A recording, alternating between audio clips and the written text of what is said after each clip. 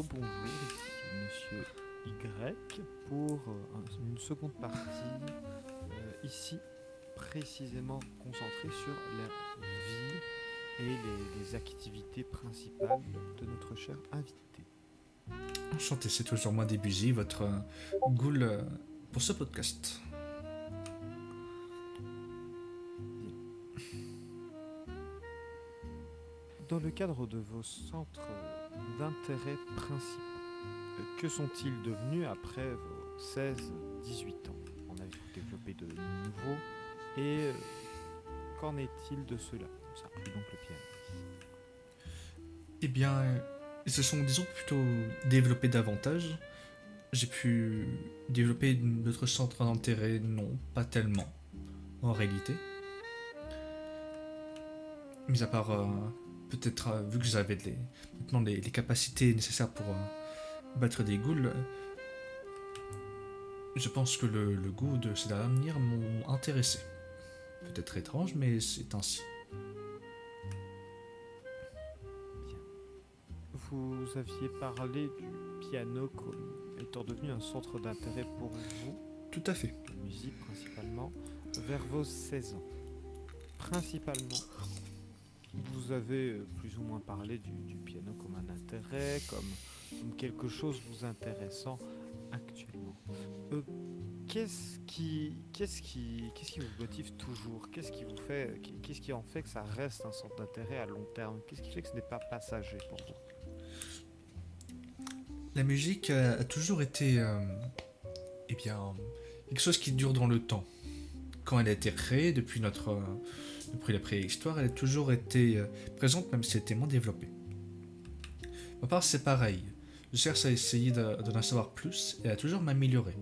Je vois la musique comme un combat perpétuel. On peut toujours s'améliorer, il y a des hauts et des bas, mais au final, nous ne sommes jamais déçus. Très bien.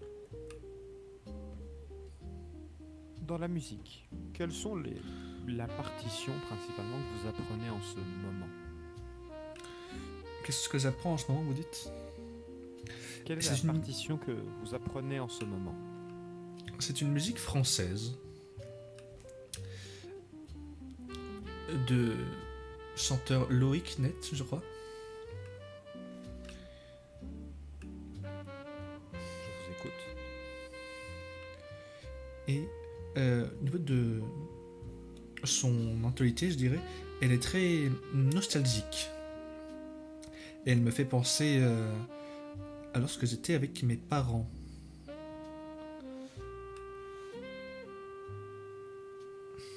Peut-être que vous la connaîtrez.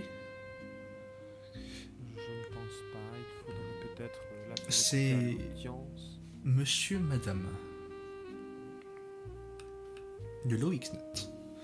Eh bien, peut-être un bonus pour le podcast où je pourrais la faire. Pourquoi pas? Pourquoi pas? Ce serait un bon bonus pour le début de l'épisode 3. Quelle bonne idée.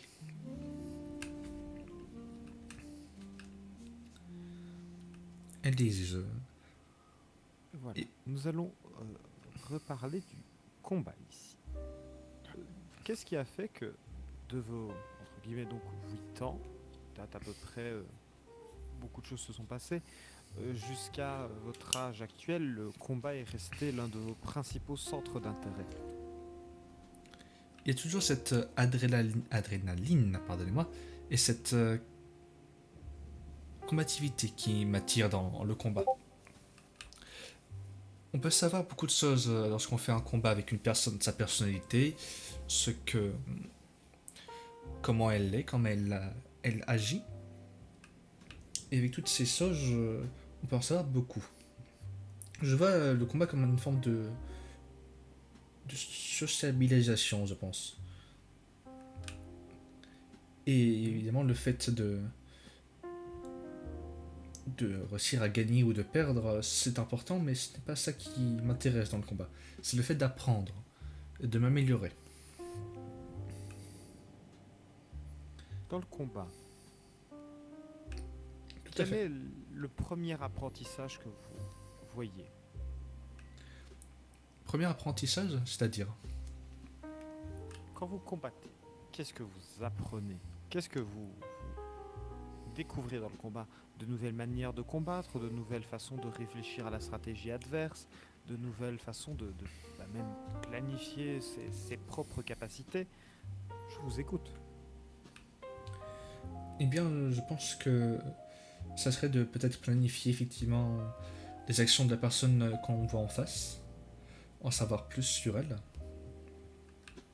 Et ce qu'on apprend à combattre, au final, c'est tout du long. C'est cette petite erreur qu'on ne refera plus lors du prochain combat, ou alors au contraire, ce coup qui mérite une amélioration. Chaque fois, c'est une amélioration, chaque combat est une nouvelle façon d'apprendre. Y a-t-il un apprentissage d'un combat que vous avez retenu plus que les autres? C'était une défaite que j'ai subie. Elle m'en a appris beaucoup sur la force et la puissance. Je pense que quand j'étais un peu plus jeune, il y a quelques années, j'étais peut-être plus arrogant. Et ces nombreuses défaites que j'ai subies m'ont forgé un caractère.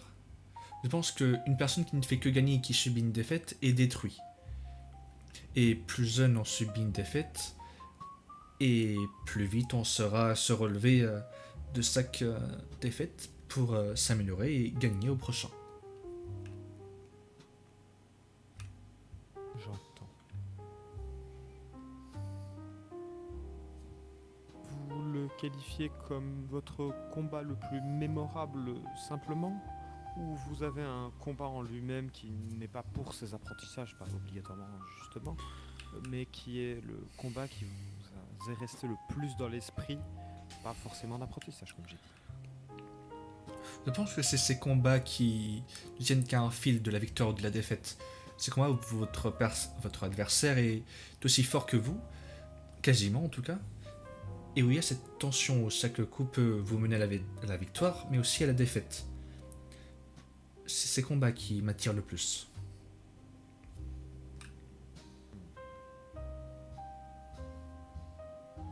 Dans le, dans le combat, vous y trouvez donc un intérêt tout particulier pour les apprentissages que vous recevez, que ce soit dans la victoire ou dans la défaite. Vous n'y voyez pas un intérêt de simplement se nourrir, mais plus l'intérêt, la finalité n'est pas de se nourrir, mais la finalité est de retourner à un statut de combat. Et donc que de tuer l'adversaire n'est pas une bonne chose, dans le sens où si vous voulez vous rebattre avec cette personne, au possible qu'il tienne le plus longtemps, c'est bien cela. C'est ça. Très bien. Nous allons changer de sujet, nous allons parler un peu plus nourriture. Allez-y. Vivez-vous pour manger ou mangez-vous pour vivre? Je vis. Non, je mange pour vivre. Plutôt. Très bien. Pouvez-vous détailler? Eh bien, en général, lorsque je pars en chasse, soit c'est parce que je souhaite combattre, mais que je n'ai pas particulièrement faim, même si je viens prendre un petit bout de la chair de mon adversaire, guise de trophée ou pour monter en puissance. Mais quand j'ai la faim qui m'atteint, eh bien, je sors également. Ce n'est pas, je ne chasse pas pour le plaisir. Enfin, en tout cas, pas avec des civils. Avec les ghouls, oui, mais les civils, non. Très bien. Quelle relation vous entretenez avec la nourriture non digérable par les ghouls?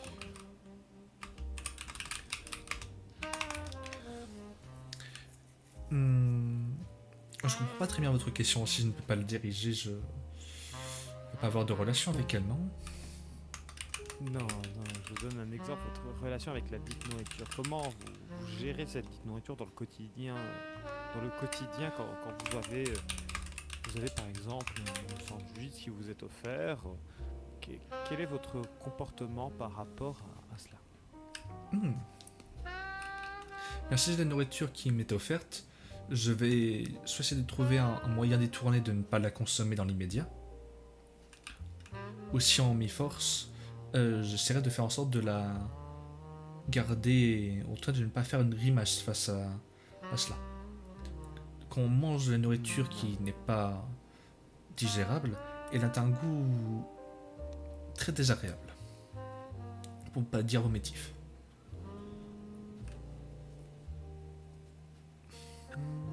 Est-ce que vous ressentez toujours une tristesse à ne pas pouvoir digérer cette nourriture? Je pense que je suis déçu Ou de est-ce que ne c'est pour vous normal? pas savoir quel goût a cette dite nourriture. Oui. Mais je Après, ne peux c'est pas tout à être fait normal. déçu de quelque chose que je n'ai jamais goûté, disons. Oui. Et c'est un possible débat sur le sujet des papilles gustatives des ghouls, d'autant que leur système digestif est fait d'une manière différente. Il en est de même pour le système digestif des non-ghouls. Mais Tout à fait. principalement, nous avions eu une discussion rapide durant l'interview précédent qui n'a pas été filmé, enfin le premier que nous avons fait qui a eu deux trois problèmes. Tout à fait. Que pensez-vous? Est-ce qu'il serait idéal de développer une viande spéciale pour les ghouls? Ou est-ce que vous pensez qu'il est possible de faire qu'une ghoul puisse savourer, par exemple, un sandwich comme une ghoul pourrait pour une ghoul? Il y a deux possibilités pour cela. Soit effectivement il y a une viande synthétique qui est créée pour faire en sorte de régler cette faim qu'ont les ghouls. Ou alors on viendrait directement à modifier les ghouls en eux-mêmes, génétiquement en tout cas, Mhm. pour qu'ils puissent Oui. consommer de la nourriture humaine. Oui.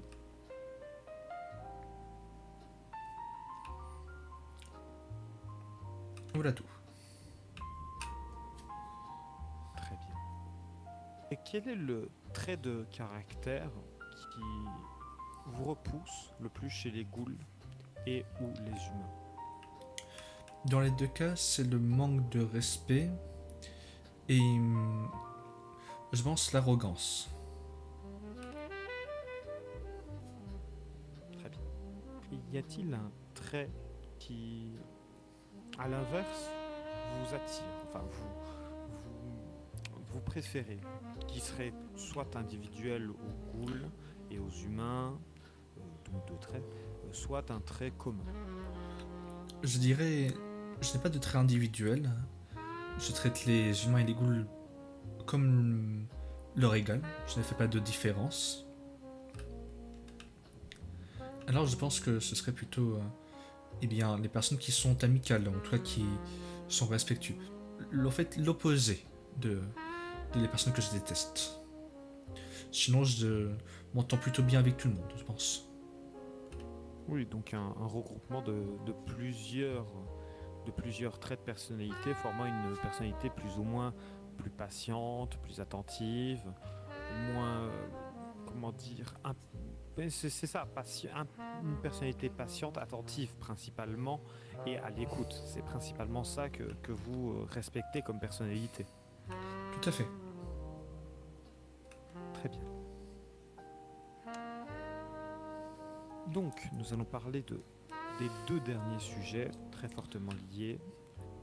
Le premier sera donc votre rapport à la vie civile, c'est-à-dire en tant qu'identité sans masque, dans la rue, travail, etc., etc. Quel est votre rapport à cette vie? Je dirais qu'elle est plutôt agréable. J'ai mes amis, je m'entends plutôt bien avec mes collègues de travail, je dirais. Elle est paisible, à l'inverse de ma vie de ghoul qui est plutôt très mouvementée. Très bien. Hum, vous aimez bien votre vie, mais quels éléments font que votre vie vous satisfait? Votre vie civile vous satisfait, mais pourquoi? Eh bien, je ne m'ennuie pas dans ma vie civile, disons. Toujours quelque chose à faire, toujours quelque chose à réaliser. Et c'est ces relations qui, au fil du temps, m'apportent des choses, je pense. Oui. Dans votre vie civile, vous avez des possessions. Vous avez divers biens qui sont les vôtres. Comment faites-vous pour gérer vos biens? Est-ce que vous réussissez comme toute personne à peu près normale à gérer vos biens sans aucun problème? Ou est-ce que la vie de ghoul peut parfois se montrer pesante sur votre vie civile? Il y a des fois des dépenses un peu en plus, liées à ma vie de ghoul, mais je réussis à plutôt bien gérer eh bien, mes biens, mon argent. Au niveau logistique, je n'ai pas de soucis à me faire. Très bien. Nous allons passer à une question qui peut à peu près surprendre, mais quelle est votre opinion personnelle sur l'état économique du pays et principalement l'état, ce que ce soit en termes de taxes, en termes de baisse démographique, etc., etc. En termes de politique, je ne suis pas vraiment la personne, je pense, à qui vous devrez poser cette question, mais je peux donner quand même un avis. Pour ce qui est du Japon, si je peux me fier aux autres endroits,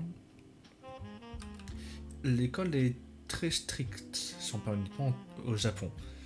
Je pense que les libertés individuelles des Japonais, du coup, devraient être augmentées. C'est beaucoup quelque chose d'union, mais c'est aussi beaucoup de souffrance collective qui n'est pas forcément une bonne chose. Je pense que l'aspect collectif devrait être uniquement sur les choses positives ou neutres. Par exemple, il est arrivé lorsque j'étais eh bien, au collège, du coup au lycée même, que tout le monde subisse une punition collective pour un seul individu. Et donc cette chose, c'était assez étrange. Par exemple, lorsque nous étions en hiver, nous devions porter le même uniforme quasiment que lorsque nous étions en printemps ou en été. Et cette collectivité qui peut eh bien, abaisser tout un groupe au final, cet entêtement. Je vois. Je vois. Nous allons quand même passer au dernier aspect. Cela fait à peu près 18 minutes que nous avons commencé. Je vais progressivement finaliser avec cette dernière question qui se concentrera donc sur votre vie de ghoul. Vous en avez déjà parlé lors de la fin du précédent interview. Nous allons donc rentrer sur ce sujet. Je vous laisse commencer. Quel est votre rapport avec votre vie de ghoul? Mon rapport, vous dites. Je dirais que ma vie de civil et ma vie de ghoul ne sont pas opposées, mais qu'elles s'assemblent, qu'elles fusionnent. Je vous écoute. Ma personnalité est pratiquement inchangée lorsque je suis en tenue de sage, lors de ma vie civile. Je reste moi-même, je reste Debussy, peu importe la circonstance, peu importe le lieu où je me trouve. Ça peut m'apporter des problèmes, mais ça peut aussi m'apporter beaucoup de bienfaits. Je pense que jouer un rôle, peut-être lorsque nous portons un masque, est une bonne chose. Je peux le faire, évidemment, il y a des choses qui changent de temps en temps. Mais le fait de ne pas se changer totalement et de rester soi-même, je pense que c'est important pour ne pas se perdre. Oui. Bien.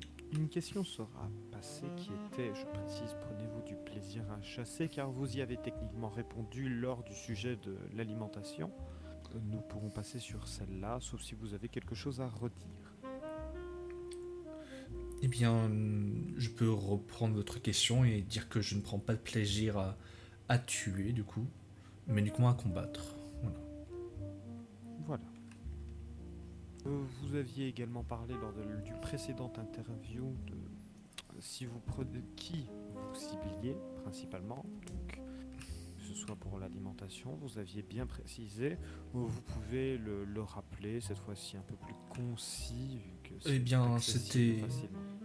les ghouls, les criminels dans son ensemble. Donc aussi bien les ghouls Voilà. que les humains. Et nous allons finir avec une question simple sur vous. Euh, Qu'est-ce qui vous a inspiré pour votre uniforme? Eh bien, c'est avec ce cambrioleur français, Arsène Lupin. Cette tenue elle représente un peu tout ce qui est discret. Et dans le noir, eh bien, c'est toujours bien de se fondre la masse, même si ces gants rougeâtres sont un peu visibles. Je pense que ma tenue représente un peu de raffinerie et de noblesse de ma part. Oui. Pour vos gants rouges, Mhm. vos gants rouges, là, vous avez eu une idée qui vous a intéressé vous les entretenez à peu près tous les jours ou vous avez plusieurs paires de gants? Non, j'ai plusieurs paires de gants, on va dire. Très bien, très bien, très bien. Vous les avez fabriqués vous-même ou bien... La tenue est faite sur mesure, oui. Oui, voilà. Très bien. Nous finissons sur ces petites questions non prévues, comme ça, bien. Pas de souci. Mais ça me paraît à peu près tout. Si vous n'avez rien à rajouter, bien évidemment, nous allons pouvoir conclure. Bien. Eh bien, journaliste Eric, c'était une interview assez intéressante pour ce deuxième épisode, en tout cas, de ce podcast. Et on se revoit pour peut-être une prochaine fois, du coup. Ah oui.